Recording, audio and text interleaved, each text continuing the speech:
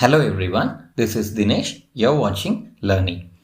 Last videoவில் Uppercase ஃபேமிலியில் இருக்கிற first letter ஃபேமிலியை பார்த்தோம். இந்த வீக் second letter ஃபேமிலியை பார்க்கலாம். அதுக்கு முன்னாடி நீங்கள் இப்போ தான் ஃபர்ஸ்ட் டைம் நம்ம சேனலை பார்க்குறீங்க அப்படின்னா மறக்காமல் நம்ம சேனலை சப்ஸ்கிரைப் பண்ணிடுங்க. கூடவே பக்கத்தில் இருக்கிற பெல் ஐக்கானையும் சேர்த்து கிளிக் பண்ணுங்கள். அப்போ தான் நான் போடுற எஃபர்ட்ஸ் உங்களை வந்து ரீச் ஆகும். Let's get in to the video.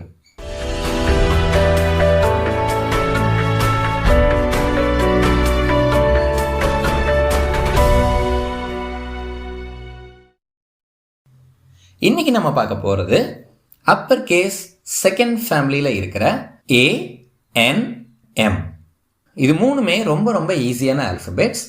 இதை எப்படி எழுதுறது அப்படிங்கிறத பார்க்கலாம்.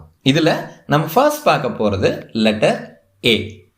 லெட்டர் ஏவோட மிஸ்டேக்ஸை இப்போ ஸ்க்ரீனில் காமிச்சிருக்கேன். இதில் எதுவுமே கரெக்டான ஸ்ட்ரோக்ஸ் அண்ட் சீக்வன்சஸை ஃபாலோ பண்ணல.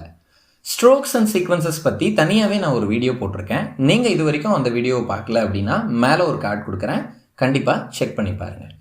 இப்போது லெட்டர் ஏவை கரெக்டான ஸ்ட்ரோக்ஸ் அண்ட் சீக்வன்சஸை யூஸ் பண்ணி எப்படி எழுதுறது அப்படிங்கிறத பார்க்கலாம். கீழே இருந்து ஸ்டார்ட் பண்ணுறேன், மேலே போகிறேன், அப்வர்ட் ஃபார்வர்ட் ஸ்லாண்ட். இப்போது கீழே வரேன், டவுன்வர்ட் பேக்வர்ட் ஸ்லாண்ட். வந்த லைன்லேயே மேலே போயிட்டு ஃபைனலி ஒரு லூப் கொடுக்குறேன். இது ரொம்ப ரொம்ப ஈஸியான ஆல்ஃபபெட். இப்போது இதில் இருக்கிற ஸ்டெப்ஸை பார்க்கலாம். Step 1 upward forward slant, step 2 downward backward slant, step 3 loop. இப்போது இதை 4 ரூல் நோட்டில் நம்ம எழுதுறதுக்கு முன்னாடி நான் எப்பவுமே சொல்கிற அந்த 3 இம்பார்ட்டன்ட் ரூல்ஸை ஒரு வாட்டி ரீகால் பண்ணிடலாம். First, sitting position. Second, notebook position. Third, your pencil holding position.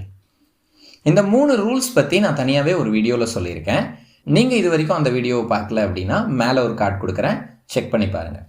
இப்போது ஸ்க்ரீனில் 4 ரூல் லைன்ஸுக்கு மேலே ஒரு ஸ்லாண்டிங் லைன்ஸ் போட்ட மாதிரி ஒரு பிக்சர் காட்டியிருக்கேன்.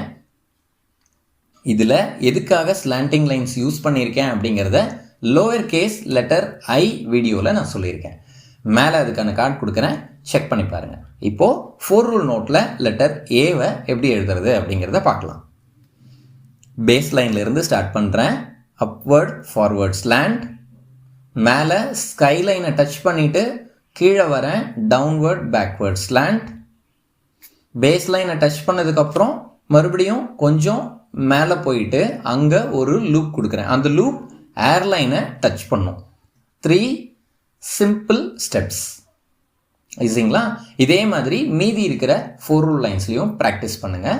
இப்போது நெக்ஸ்ட் ஆல்ஃபபெட் லெட்டர் N பார்க்கலாம். லெட்டர் என்னோட மிஸ்டேக்ஸை இப்போ ஸ்க்ரீனில் காமிச்சிருக்கேன்.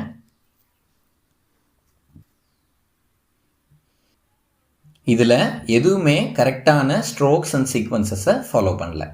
இப்போது கரெக்டாக எப்படி எழுதுறது அப்படிங்கிறத பார்க்கலாம். கீழே இருந்து ஸ்டார்ட் பண்ணுறேன், அப்வர்ட் ஃபார்வர்ட் ஸ்லாண்ட். இப்போது கீழே வரேன், டவுன்வர்ட் ஸ்லாண்ட். பட் இது டவுன்வர்ட் பேக்வர்டும் கிடையாது, டவுன்வர்ட் ஃபார்வர்டும் கிடையாது. இது downward slant because it's a straight line. ஓகேங்களா? இப்போது கீழே ரீச் ஆனதுக்கப்புறம் மறுபடியும் மேலே போகிறேன், அப்வர்ட் ஃபார்வர்ட் ஸ்லாண்ட். இதுலேயும் ரொம்ப சிம்பிளான 3 ஈஸி ஸ்டெப்ஸ். அது என்னென்னு பார்க்கலாம். Step 1 upward forward slant, step 2 downward slant, step 3 upward forward slant. இப்போது இதை 4 ரூல் நோட்டில் எப்படி எழுதுறதுங்கிறத பார்க்கலாம்.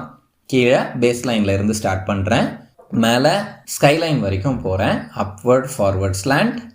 கீழே வரேன், டவுன்வர்ட் ஸ்லாண்ட்.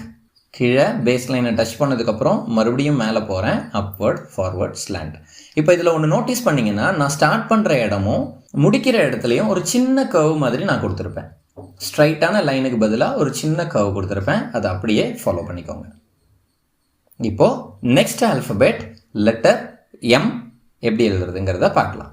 அதுக்கு முன்னாடி லெட்டர் எம்மோட மிஸ்டேக்ஸை இப்போ ஸ்க்ரீனில் காமிச்சிருக்கேன். இதில் எதுவுமே கரெக்டான ஸ்ட்ரோக்ஸ் அண்ட் சீக்வன்சஸை ஃபாலோ பண்ணல. இப்போ லெட்டர் எம்மை கரெக்டாக எப்படி எழுதுறதுங்கிறத பார்க்கலாம்.